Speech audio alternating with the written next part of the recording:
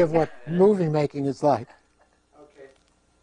Well, I'm going to try something different this time. I want to just jump right But one thing, mention the Magnificence of Amberson. You didn't the second time, because this won't be known on the film. I want to jump right into my thoughts about Wells and the Magnificent Ambersons. I was struck by sort of a pessimistic message that he had in both Citizen Kane and the Magnificent Ambersons. And as pointed out in your reading, the characters all seem to deal with something about their past. And but the message isn't the optimistic sort of like life is short, like enjoy it. It's more that the past is no good to us, that we can't rekindle the past, we can't have it back, it's gone or it's dead. And the movies, well, at least the initial version of Magnificent Ambersons didn't have a happy ending, and the alterations were done to sort of please the audience, and it was happier. You'll find that out today. You haven't seen it yet, so.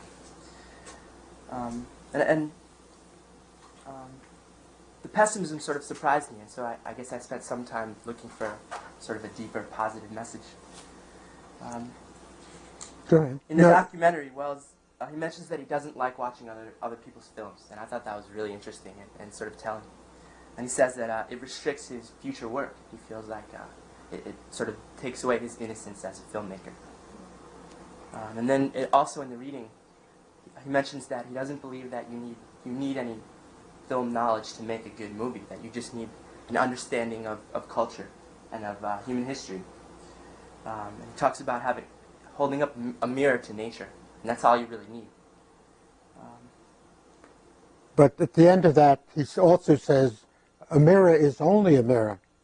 It's your understanding and curiosity about the world at large that's essential over and above the techniques that you have to have in order to make a film. So that's the element of meaning, supplementing technique, which he was very sensitive to. So the pessimistic view, or my read on it, is almost as if he's saying that you don't want to grow up. You don't want to learn the rules of filmmaking or society. That if you can maintain your innocence, you'll sort of never die. Or you'll never have regrets. In the movies and the films, the characters visibly age and they die.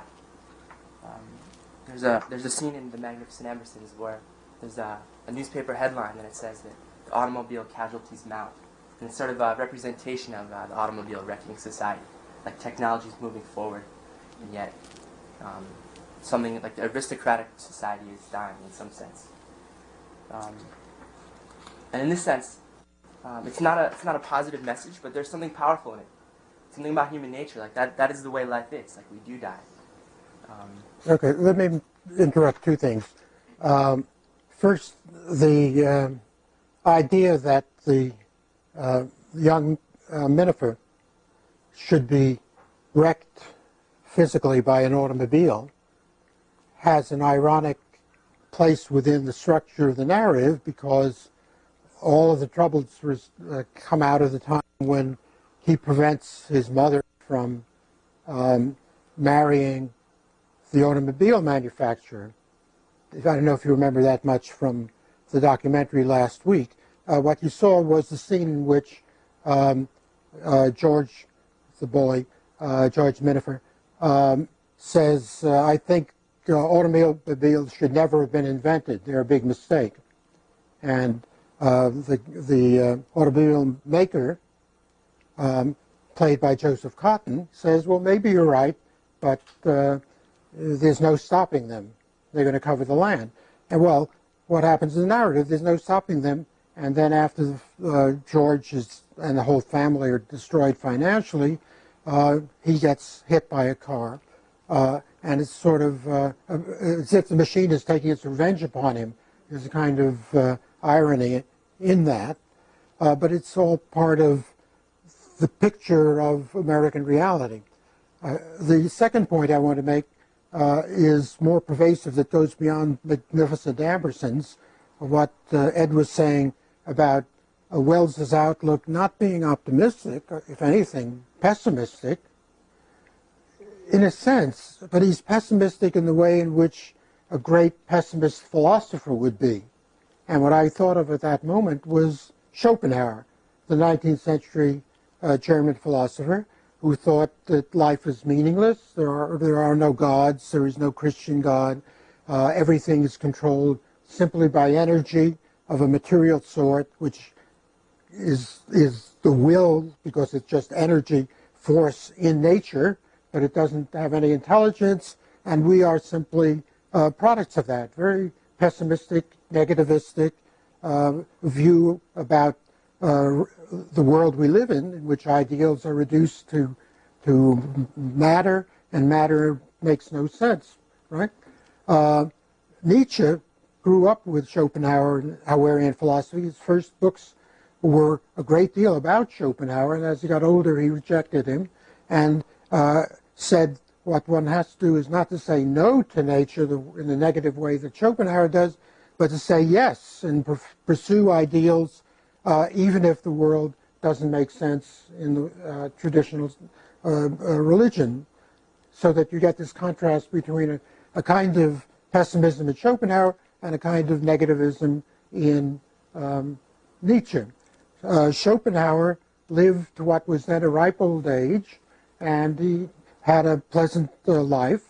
Nietzsche lost his mind, his faculties at least, fairly early, in his late 40s, and had a miserable life until then, because he's always had illnesses, some of which might have been psychosomatic, so that he was the optimist, and the one who lived well was the pessimist.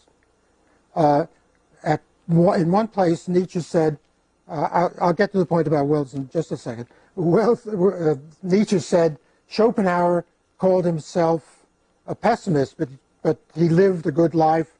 He played on the flute in the evening, he ate well, the modern kind of thing the modern world is destroying, the same theme as the Magnificent Ambersons. And then at the end of this little pessimistic remark, he says, we're all going to die. Everything will turn into ash. There will be nothing eventually. But what of it? Sing as long as you can. In other words, the artist surmounts the negativism in reality by means of his art, and so he ends up with this very optimistic point of view. I think that is relevant here too. If you ask him, are people going to go mad or lose heart because of the theme of Magnificent Amberson, particularly the way Wells presented it, he'll say, no, it's a work of art. I find it exhilarating. So if you're an artist, you can always have a happy life dedicating yourself to your art. Now, if you extend that to science and to practice and whatever is your pursuit of life, life will become meaningful as a function of your pursuit rather than your expecting some objective validation because the world is what the traditional, particularly traditional religious view said it was.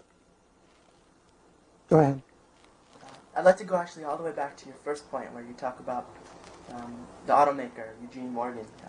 That's Eugene Morgan. His comment about automobiles, when it is suggested that the invention is worthless.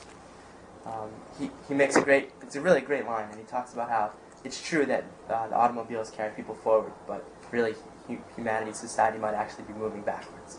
And then there's another point, I think we might have seen it in the clip in the documentary about, I think Wells is narrating, and he talks about how back before in the 19th century, in the late 19th century, people had time for everything. Then the automobile comes along and people are getting everywhere faster, but in fact they have less time for everything. Well, you saw a clip about that in the biography, remember? The documentary. And actually, it sort of struck me like that sort of message, sort of timeless. When I think of a computer now, people always have said, like, oh, it'll save us time. But in fact, it somehow seems we have more work. I think that's a bit of nostalgia in Wells. Usually he's not. That was the point in that discussion in my chapter of him about comparing him to Huston's film The Dead. Huston's film is filled with sentimentality and nostalgia. Wells generally avoids that the way James Joyce does. but I think this would be one counter instance in which he is nostalgic. But at the same time, there was something also negative about technology and sort of the masses. So I was a little confused as to what Wells' feeling was about.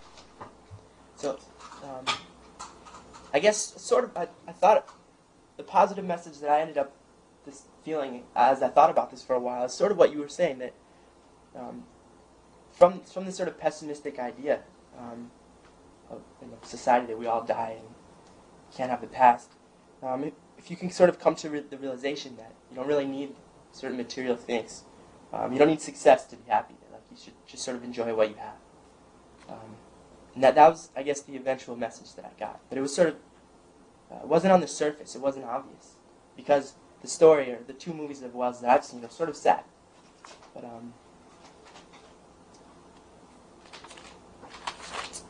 think, Anybody want to say something? Well, I think it's hard because they haven't really seen the movie. Yeah. So,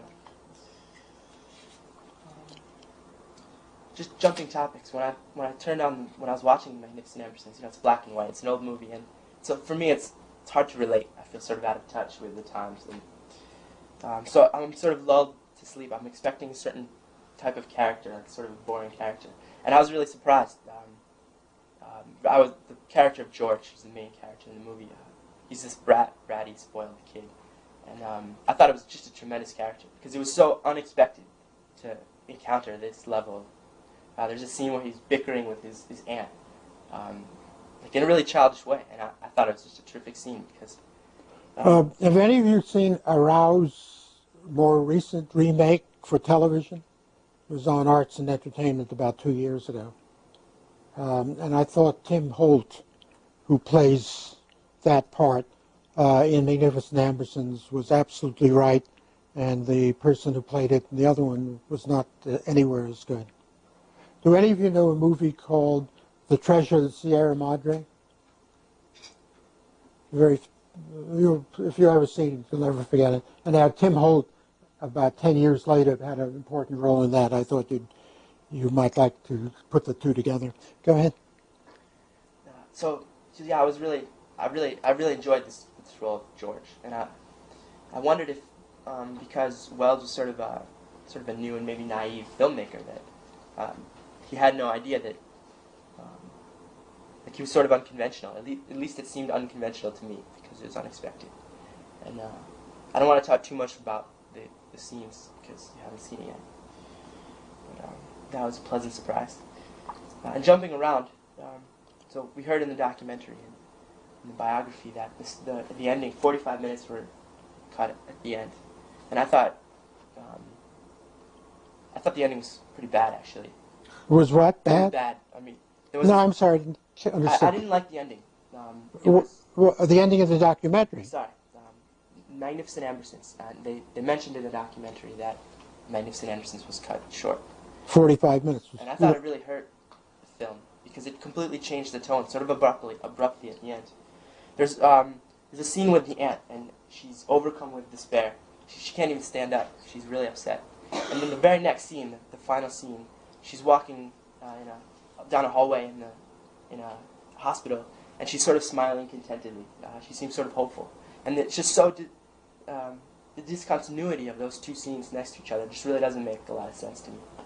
And so I thought that was a weakness of the film right at the end. Of the resulting from the cutting, yes. From the destruction. Did you give any thought to the idea of the myth of the past? Anything you want to say about that? Can you talk a little about what you mean by? I mean, I read the chapter. And Well, I think it's a phrase that's used by Wells, and he says he has a fascination for values that existed in earlier societies that don't exist anymore, and that they often provide the key to something, and he's curious about that. I think it's his way of formulating a view about the nature of time. Past isn't something to be glamorized, to be nostalgic about, sentimental about, because the past is gone, but we turn it into mythology. We mythologize it, and this often happens in different forms of art. We're sitting here and looking at a great visual portrayal of the myth of the birth of Venus. The painting is La Nascita di Venere by Botticelli in the end of the 15th century. The myth itself comes out of Ovid in the 1st century A.D., and by the time of the Renaissance, anything related to antiquity was given a great deal of attention. So that this would be at that time up-to-date version of the myth, but the myth itself originates from the past. Nobody in Italy in the 15th century thought that there was such a creature as Venus, the goddess of love, and that she was born on a half shell, and that she arose out of the ocean, and there are the sort of goddesses or nymphs of wind and a handmaiden for Venus herself. Nobody believed it literally, but it was a beautiful myth. And the meaning of Wells is that the past is simply dead, and all we do in the present is create myths about it. Now, there's an irony there, because without the myths, we would lose out on a great many works of art. With the myths, taken literally, we are falsifying the past. And so the question is, in our scientific age, how can we live with both the truth of how things are, faced realistically, which is what Wells tries to do in his movies until they're chopped up by the studio and beyond his control, in this search for the truth, in harmony with an understanding of the beauty of the past. And I think that goes with the idea of we're all going to die, but what of it? The what of it is make a work of art out of the myth, but don't be fooled by the myth. The quote I give you or mention in the chapter is Wells' saying of John Ford. John Ford was a maker of myths, whereas he, Wells, wanted to examine them, and that's a big difference. A maker of myths, as I argue that John Huston is in The Dead, is somebody who sentimentalizes the past, Dublin, 1904, who enjoys the idea of a Christmas party, or it's New Year's party, 11 days after Christmas, at the feast of the Epiphany. That all of that being sentimentalized in terms of what Dublin was like in the good old days, right? Horse-drawn carriage and snowfalls that don't cause the tires to skid out of control, but rather gently covers the ground and makes a nice pattern of black and white. That's how Huston does it, because he's a myth maker. The way that John Ford is a myth maker in his movies about the Wild West, which you can be pretty sure was nothing like the way he portrays them. Joyce was different. Joyce had wanted to examine like a journalist, and not only a journalist, but an investigatory reporter, what reality was like in Dublin in that year, 1904, and not to fudge about anything. Wells is in the Joycean tradition. He wants to be a realist, showing what it was really like to have been born in a small town in the Middle West when automobiles were being introduced, how the great families who didn't invest in the right thing could lose their shirt the way that the Emersons do because they invest in this headlight that doesn't work. except when the car is running at, what is it, 50 miles an hour. And they pour all their money into it and then they're wiped out. That's what reality is like. And the family is destroyed. The love affairs end up very badly. The studios consider that too downbeat. You remember that was the term that Wells used in the documentary, so they changed it into a sort of happy ending, right? That's not what Wells wanted. He wanted to examine the myth of the past, even at the risk of being a little nostalgic about the horse car, and to build a work of art so we can live with that. Well, you know, it's all going to be destroyed. It doesn't matter how long the Emersons flourished. Eventually they, like everybody else, is going to be destroyed. You know, the earth is going to be burned up by the sun one of these thousands of years. But in the meantime, what of it?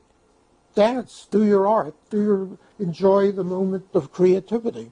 So what Wells is really espousing is the goodness of being alive and being creative. And above all, in the face of a world that is not responsive to our system of values.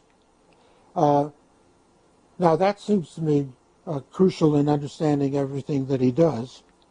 And the myth of the past is what he examines for the sake of articulating that.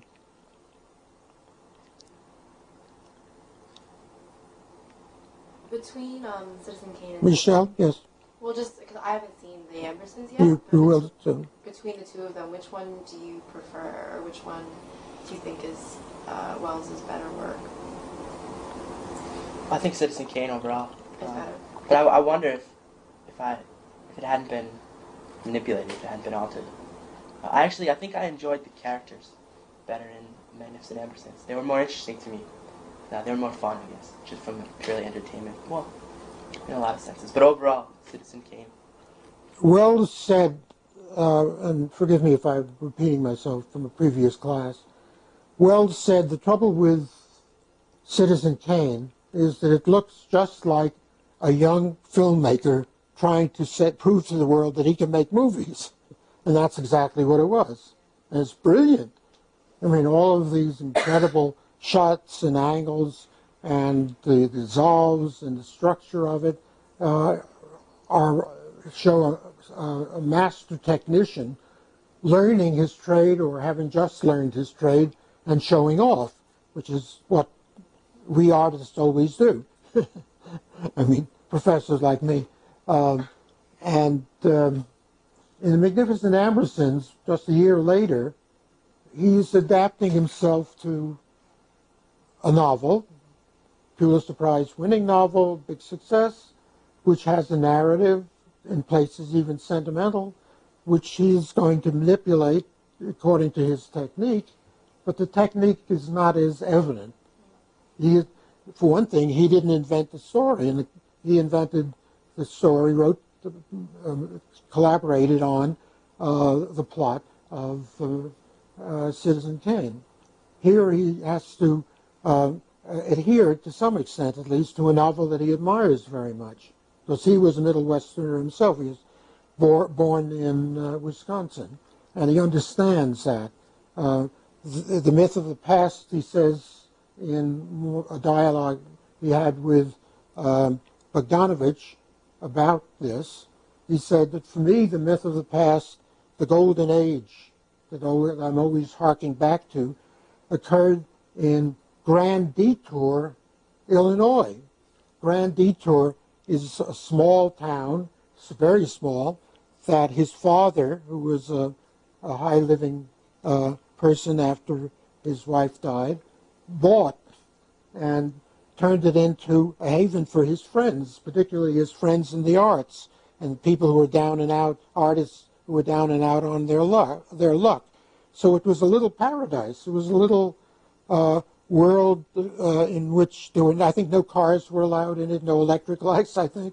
It was a little primitive establishment, almost a commune, in which Wells, being a teenager, could grow up and have a great time. He understood the Middle West, and he understood what Tarkington was doing in his novel. And that gives that movie a very different orientation from Citizen Kane. I would have thought, given the evidence, what Bogdanovich says in that documentary, for instance, that if the 45 minutes had not been cut, it might have been better than Citizen Kane and maybe one of the few greatest movies ever made. Maybe the greatest, who knows. So it's a real tragedy that the world has lost that. Has anyone seen the remake? I think it came out 2 years ago or so, recently. I wanted to watch that as well. But. Well, the remake is based on the original script. So some of Wells's material comes back in, but it's never doesn't come back in the way Wells would have done it, because there's hardly any, if any, footage, the actual celluloid that survived, and the rest, what we see of the rest, is nowhere in the class of Orson Welles in terms of technique. So that the remake is interesting, and that's why I spent the pages discussing it in my chapter, but it's not a competitor. I feel like I have one problem with the sort of idea of the myth of the past and how that works out. In both movies, Magnificent Ambersons and Citizen Kane, there's sort of a tragedy that changes the past, and now you have reality, which is sort of bleaker. In Citizen Kane, sort of the myth of the past was this sort of wonderful, perfect childhood. He's playing in the snow. And so the tragedy then is his sort of personal tragedy where he's taken away from his parents. And but personally, like I remember my past sort of fondly. It doesn't feel like a myth. No tragedy has happened to me yet. I don't see anything wrong with sort of fondly remembering past experiences. But in his movies, it takes some tragedy. And it's not clear to me that society's advancement is always a tragedy. It's not clear to me that we shouldn't think fondly or even sort of exaggerate our past, because there's something positive about that, at least for me. Well, there are different interpretations. One, Welles vehemently rejects in the book called This is Orson Welles, which is his interviews with Bogdanovich, that I think I told you I read over and over. I loved it so much. It came out recently. And that is the sort of psychoanalytic one, ascribing this sense of loss in the past to the death of Wells's mother. Wells's mother died when he was 9 years old. Before that, he was a child prodigy. She was a music teacher and probably a concert pianist, but I don't think she had a great career. No, I think she was also an opera singer. Yeah, she was an opera singer as well, but not with a great career. He was a reluctant genius. There's a story about his piano teacher who came to the house because they were wealthy and was giving him exercises or a lesson, and then suddenly the piano teacher rushes into the next room where his mother was and says, Mrs. Wells, George Orson, or George, well, his name then was George Orson Welles. Anyhow, the boy has climbed out of the window and is standing on the ledge, threatening to jump if we don't cancel the lessons, right? A kind of suicide bomber. And what should I do? And she calmly says in the hearing of the boy, well, if he's going to jump, he's going to jump. Wells heard that, obviously, and sheepishly came back. But when she died, he stopped taking lessons. Before that, he had conducted before he was 10 years old. He played the violin, he played the piano. There were even newspaper articles about this boy genius as a musician, and he never continued. He never went on with music after that. As I mentioned in the chapter, he did write the song Oh, Mr. Kane, he wrote that for that. His great friend was Bernard Herrmann, who wrote the scores for the first two movies, Citizen Kane and Magnificent Ambersons, and they talked sort of on the same level as fellow musicians, so that he knew a lot about music, but he never performed or never was active as a musician after his mother died. And so one theory is the rosebud in his life is his mother and his loss of her. He denied that. He said, my mother was nothing like Keynes's mother. I'm curious what impression you all got from the documentary about Wells. If you took anything from that, what you thought of it. Or Wells's life as a whole, his creative life. What did you think of that? I think it's surprising that he can be stage fright for someone, and it's based on his performance in Citizen Kane. I don't know if the camera can pick you up. Come closer. I'm okay. Yeah, it's good. I'm surprised that based on Wells' performance in Citizen Kane, I'm surprised that he can actually be stage fright to perform in front of camera. Actually, I think you found. I don't remember any stage fright. Well, I think there was one moment in a scene where he was like standing in front of a crowd on a ship. It was supposed to be on a ship, I think. And he said that. And there was another part where he's. Where in Citizen Kane? No, in the documentary? He was a French actress, and he was like a. There was a French actress describing about how he was avoiding doing his. Oh, Jeanne Moreau, the great, wonderful French actress, yeah. And how he. Oh, that's true. He couldn't go on. This was in the making of his Falstaff movie called Chimes at Midnight. That he couldn't go on with the excuse that his makeup kit was lost. Was he just embarrassed about like an intimate scene, or was he? I don't know. I don't know. One doesn't know the whole story, obviously. He did have this thing about his appearance. Some people said of him in real life he had a little button nose. I don't know, from some pictures that look as if they were without makeup, didn't seem to me really, that would seem to be extreme. But the very impressive noses he has in different roles were the result of a great deal of putting, because he was very sensitive about the appearance of his nose in a performance. I don't know that that's the same as stage fright, or even that her story is related to stage fright. I just don't know. Well, I was actually very impressed with his demeanor, because despite the fact that he was genius, and that his films were so often ill-received by the production companies and stuff like that, he still seemed to have... For what reason? Because he was sort of ahead of his time, or he often... No, because they wouldn't make money. They wouldn't make money. Well, he said he was too dark for the public. Which means that that people wouldn't buy tickets. That's what they were afraid of. But he still seemed very happy, which surprised me. He seemed very boisterous in a way, so he didn't seem to be set back by that at all, which I thought was... Well, but he also, in the midst of that ebullient, or at the end of that ebullient conversation that went on for, actually it was 3.5 hours, and you saw the shortened version, he does say, I think I went into the wrong business. Remember that? He says, 98% of my time as a filmmaker was put into hustling. Isn't that what he said? And only 2% in making films. And that's not a life. The truth is that he was wonderfully entertaining in society. He was a great storyteller. He was an actor. And the producers were all friends of his. They used to play cards, I'm sure.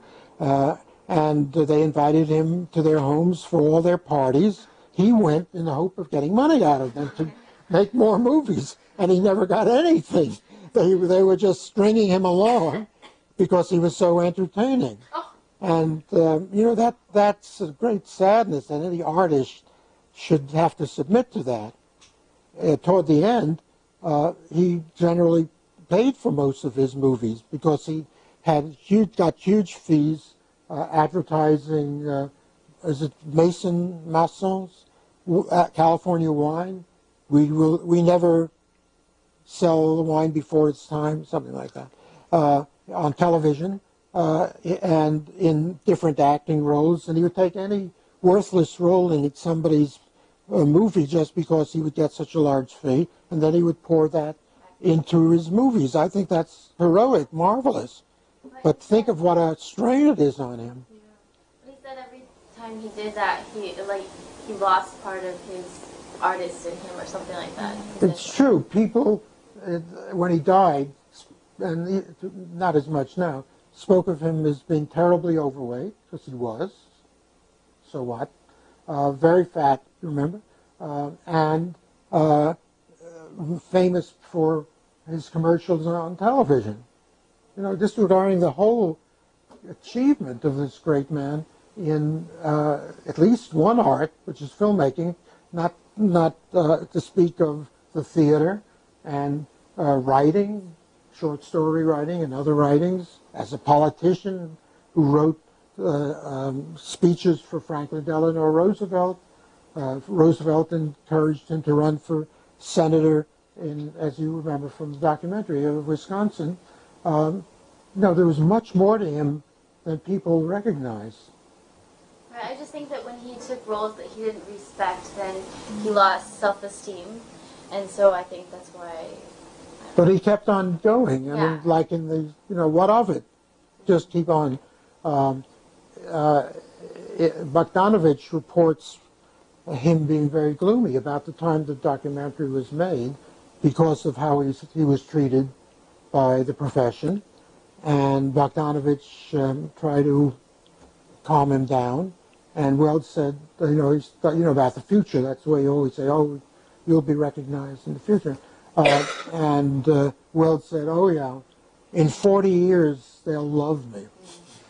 Well, it took only about 25. He died 1985, or now it's 19 years ago, and he's now a cult figure and recognized as the great man and genius that he was. So even in 1985, he wasn't recognized in that way? Nope.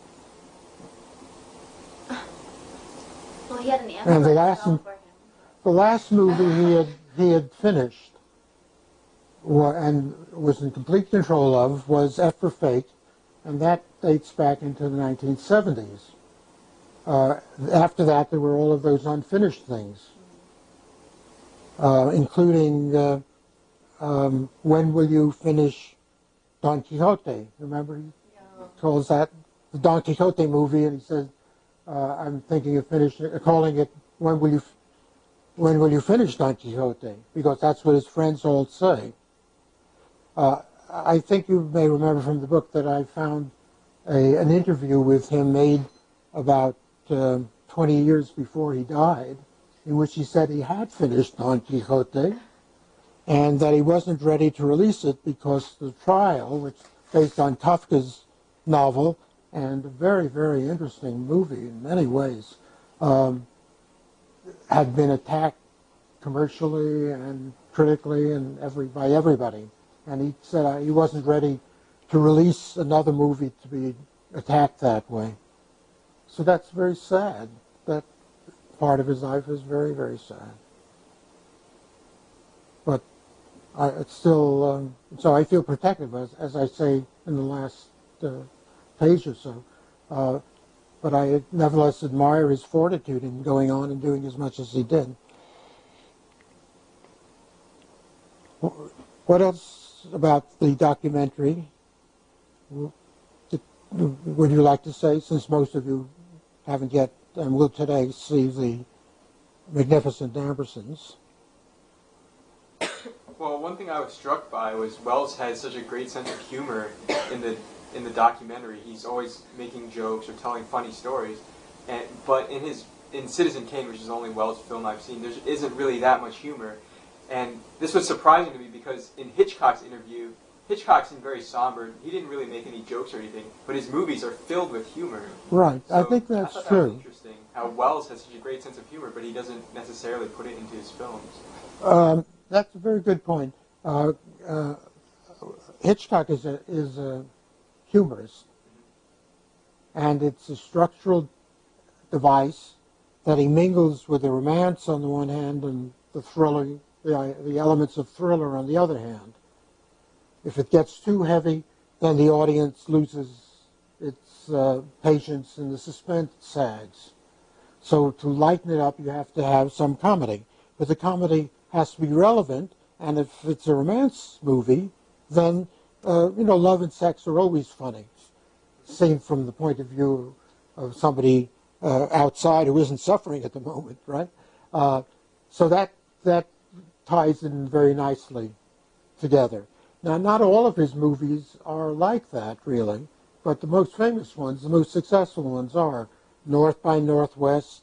That's a suspense, a romance comedy, and Cary Grant is the perfect choice because he combines both comedy and romance.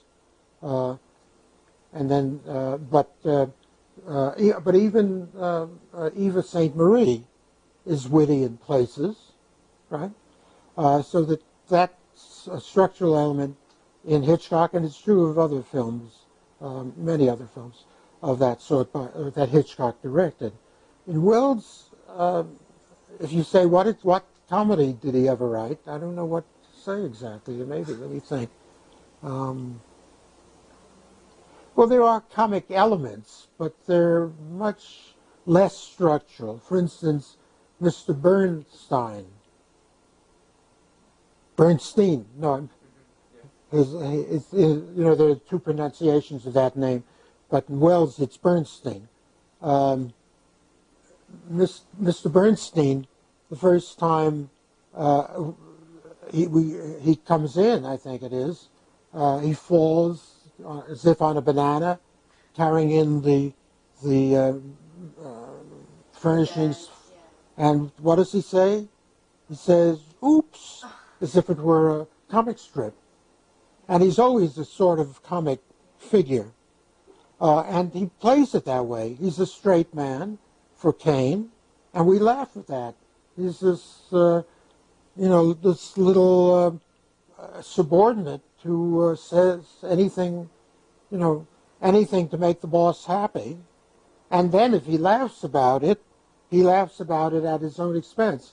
When at the party, when Cain is about to go off to Europe, the Nazi's going to go off to Europe, Bernstein shouts, "Mr. Cain, there are still other antiques or works of art there that you haven't bought. Are you going to buy them?" Something like that, you remember? And Cain says, "I'm going to buy them all," whatever, right? And then a few seconds later, he said, "I promise," something like that. And a few seconds later, he says, "Mr. Bernstein, you don't expect me to keep my promises, do you?" And Bernstein laughs like the little toady that he is and says, "Oh, yes."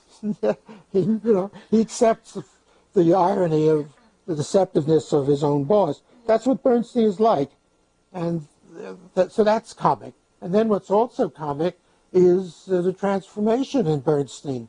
Because when the reporter interviews him, Bernstein is the chairman of the board, right? We remember he's a big magnate now, and the reporter says, "I hope you're not too busy," and he says, "No, I can easily imitate his accent because I was born in Brooklyn. No, I have plenty of time, Mr. Thompson." Is that what it is? "I'm the chairman of the board. I've got nothing to do," right? So he makes fun of himself. That's a comic element that inserted in the right way by Wells. But it's not, you're right, it's not as full and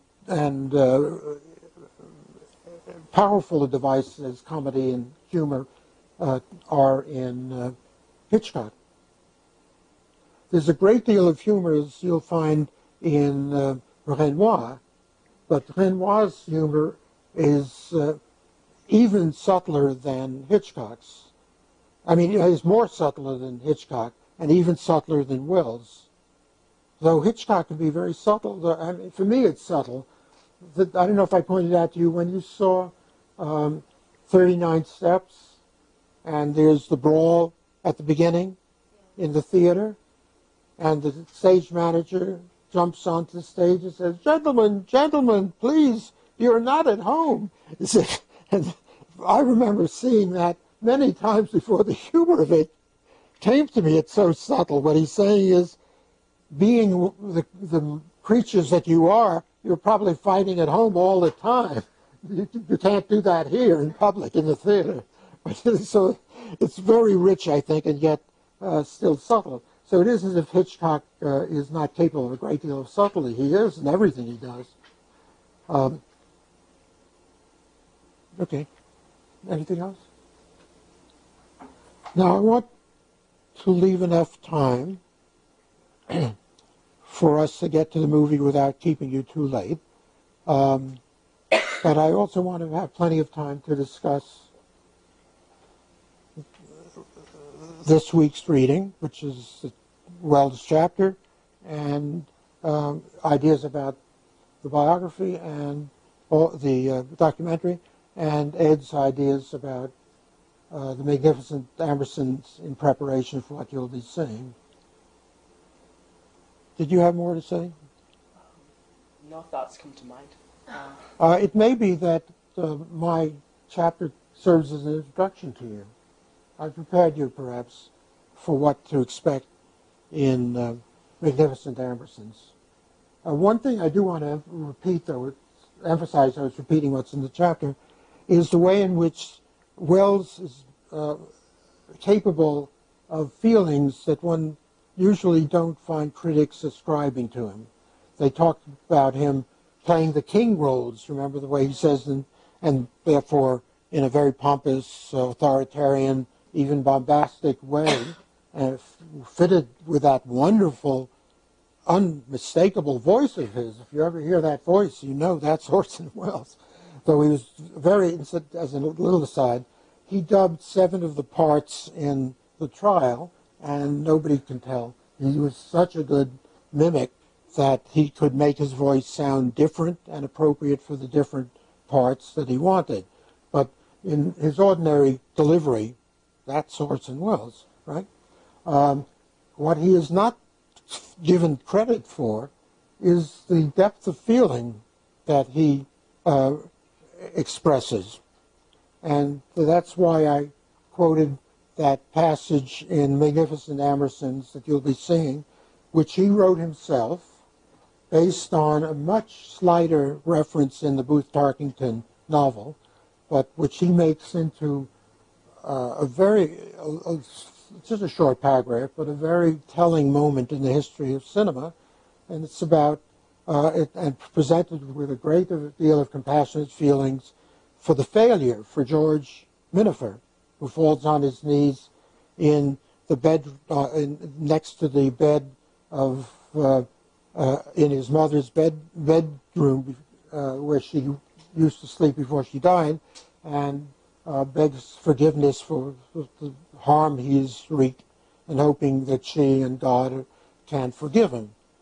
And then the voiceover gives that paragraph that you read in the chapter, that nobody, people, all of whom were hoping that he would get his comeuppance, would be delighted, but nobody would even remember him anymore, or all of that would be insignificant, because they would all be dead or moved away or something.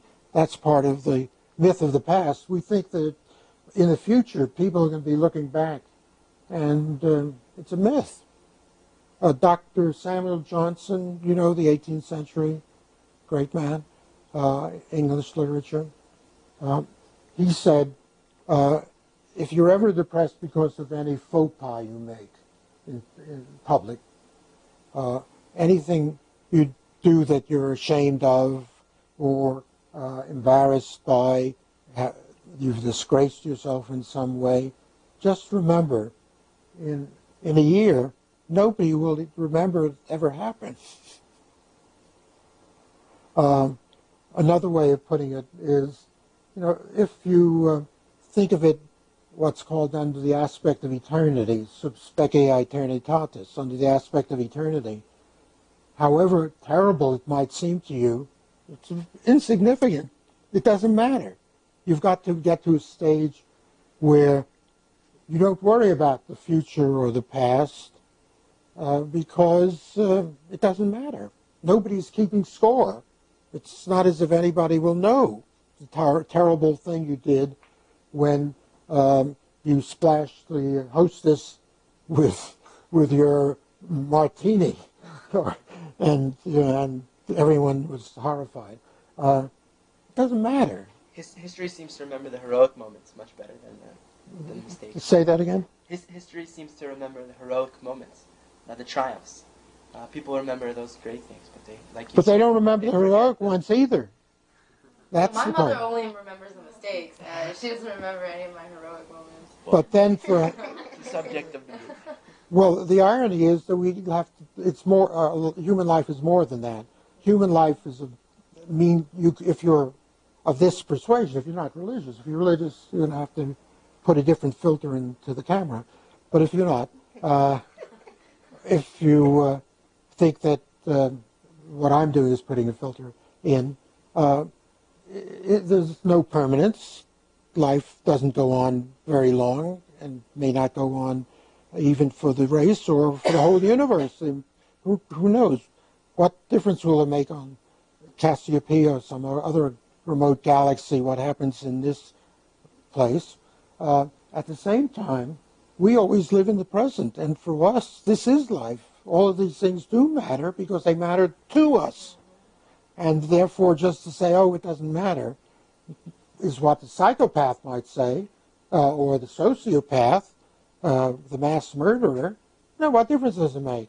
After the Battle of Waterloo, not the Battle of Waterloo, the Battle of Austerlitz, Napoleon is walked across the battlefield where the dead were all strewn all around, the thousands of French that they lost in that battle, and he's reported of having said to one of his marshals, "A good night in Paris will make up for all this."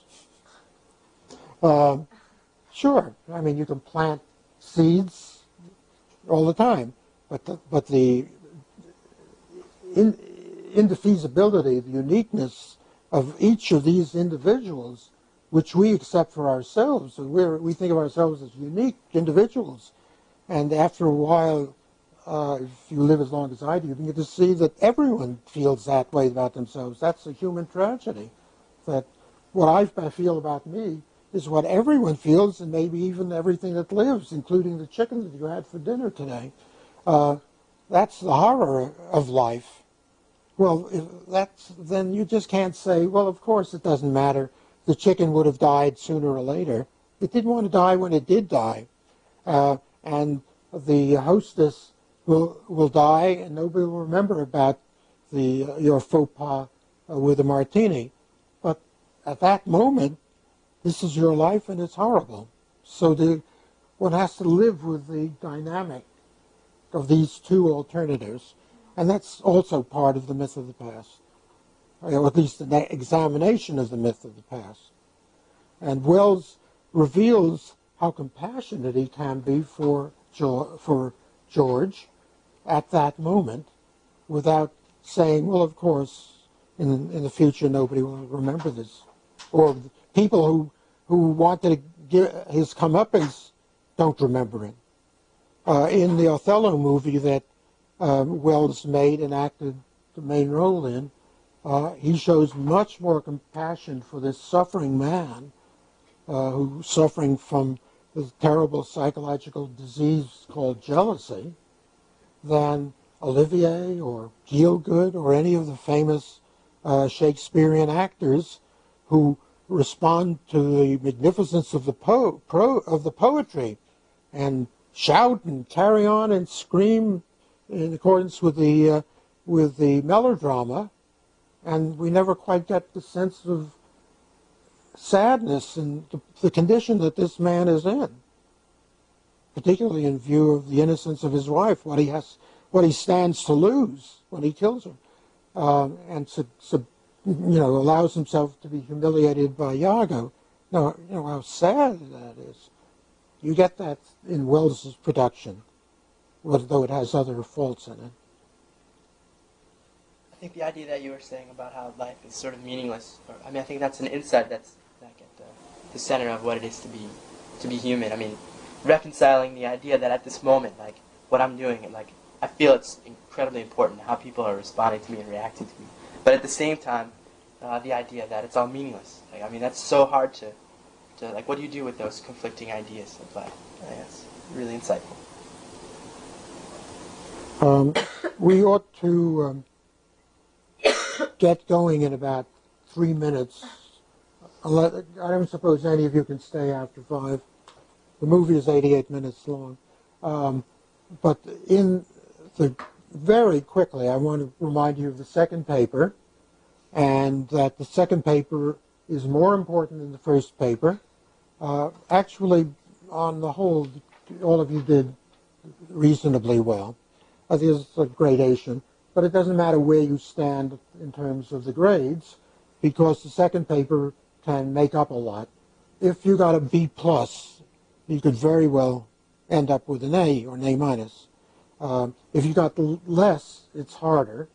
I don't treat the papers equally. What I will do is read them and think of your performance in class for borderline cases. But the papers are very important in the grade and make the main criterion of the grade.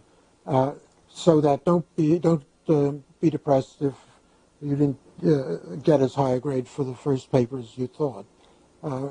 It's very hard for us to be fair either in other people's grades or in the process of grading. There isn't any mystical scientific perfection in grades. So I always try to be a little generous. But make up the deficiencies in the second paper. You're all clear about what to do in the second paper? It's due 2 weeks from today. Next week, we're going to talk at the very beginning about your paper. So get your imagination going. Start working out an outline or a first draft. And I will consult with you about the contents to make sure you don't fall into a ditch, unless it's a very aesthetic ditch. And in general, you all know my email address. Send me with any problems. I'm very accessible. Let me know how I can be of help for the second paper. As I tried all your know for the first paper, well, I'll try even harder for the second paper. Will you be checking your email over break? What? Will you be checking your email over break at all, or no? Why not? I'm always open for business. The brain never rests. The mind does, but the brain is always operating. Remember, the second paper is not as limited to a portion of the assigned reading as the first one, so you can wander a little further. But one thing that you all have to really keep in mind is you also are expected to do more careful outside research. Some of you did at least the minimum, but I think more than half just sort of threw out something without really working at it and doing much with it. It isn't that it has to be 10 books or 10 articles or even more than one article, but it's something that you work at as a problem that is relevant to the course and relevant to what you want to say and gives you access to somebody else in order to emancipate yourself from the terrible influence of Irving Singer. And that's essential for discovering your own creativity on your own. So that, remember, in writing the paper. And the length is longer and all the rest. Remember the footnotes. I mean, the footnotes and word count and page numbers. Not that I graded any bit down on there not being the word count this time. All right, anything you want to say about the second paper? All right, then why don't we walk over to watch Magnificent Emersons now.